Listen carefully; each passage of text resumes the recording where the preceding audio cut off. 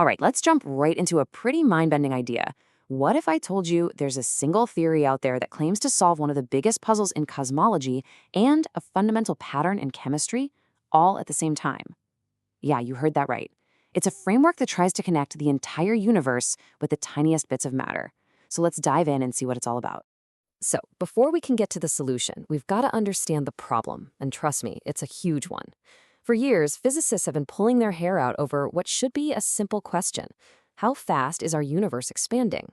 The trouble is, when we ask the universe that question, it seems to give us two totally different answers. And here's that problem in one simple chart. When we look way back in time, at the light from the baby universe, we measure an expansion rate of about 67. But when we look at our cosmic neighborhood right now, using things like exploding stars, we get a faster number, about 73. Now you might be thinking, 67, 73, what's the big deal? Well, in cosmology, that's a crisis. It's called the Hubble tension, and it's a giant sign that our standard model of the universe has a serious hole in it. Okay, so here's our game plan. First, we're going to dig into this crisis. Then, we'll introduce this dual caustic solution. After that, and this is where things get really wild, we'll uncover the theory's super unconventional origin, see how it gets turned into actual science, and finally, we'll ask the big one. Could this be a theory of everything? So, let's start with that crisis. I really want to drive this home. The Hubble tension has hit what scientists call a 5 sigma significance.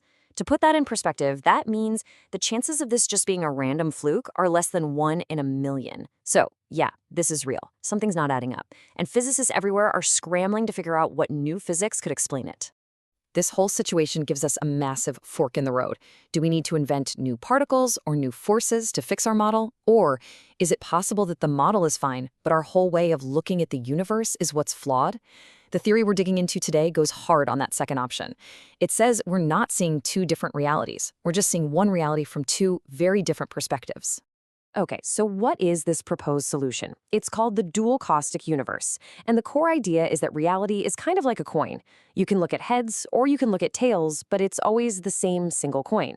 This theory says the universe itself works just like that. It has two different faces. Here's how it works. The theory says there's one single, underlying, unchanging reality, but we never get to see it directly. Instead, our measurements are always filtered through one of two lenses. The first lens shows us a quiet, orderly, conservative system where energy is just neatly passed around.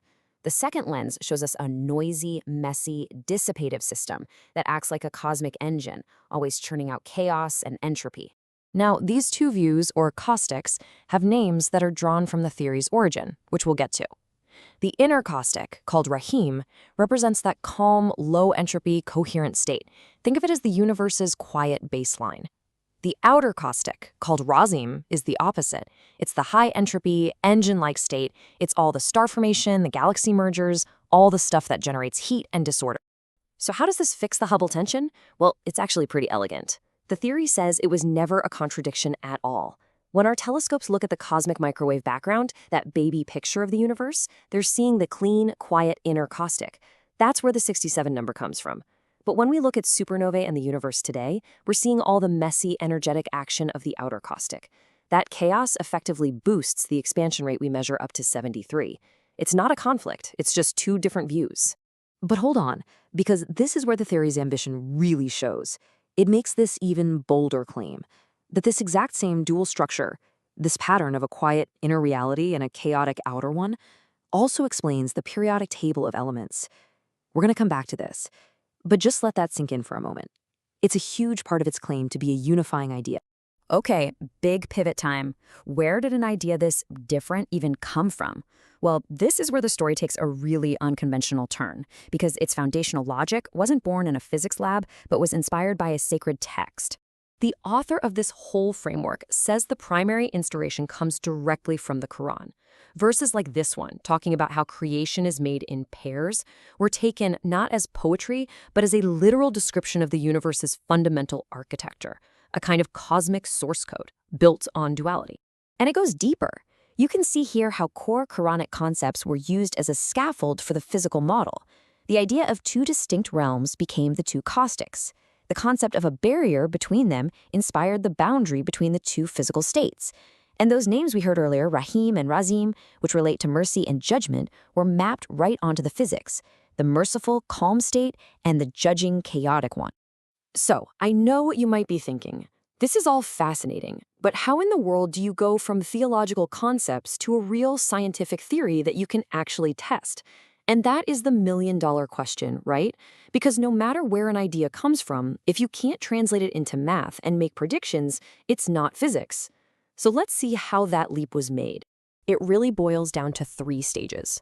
First, you take the conceptual framework, the idea of duality, from the Quran.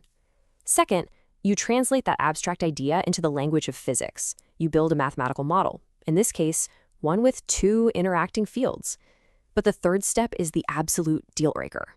That model has to make specific, falsifiable predictions. It has to say, if I'm right, go look at the sky, and this is exactly what you should find.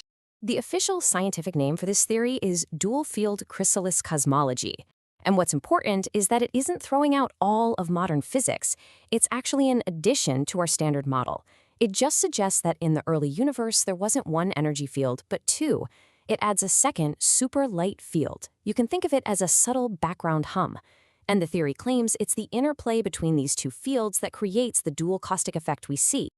And here is where the rubber meets the road, the predictions.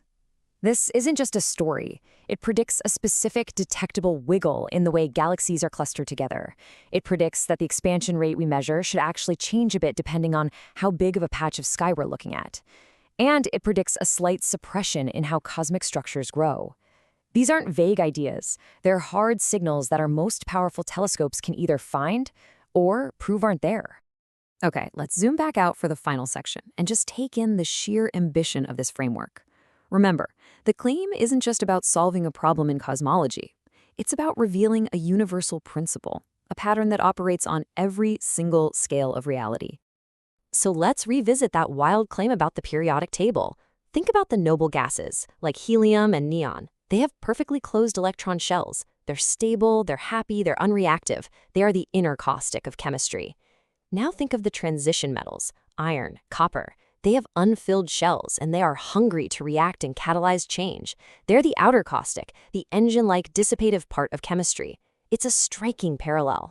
So the ultimate takeaway, the core idea, is this proposed new formula for reality itself. It suggests that what we observe is never the pure underlying truth. It is always that invariant reality plus a projection, a view that is distorted and weighted by the amount of entropy, the amount of chaos in whatever system we're looking at. And that brings us to a final, pretty provocative question. We've just explored a theory that takes a sacred text as a conceptual blueprint for a physical model of the universe. Now, whether its predictions are ever proven right or wrong, it challenges us to think about where our deepest ideas about reality come from. So I'll leave you with this to ponder. What is the true source code of the universe?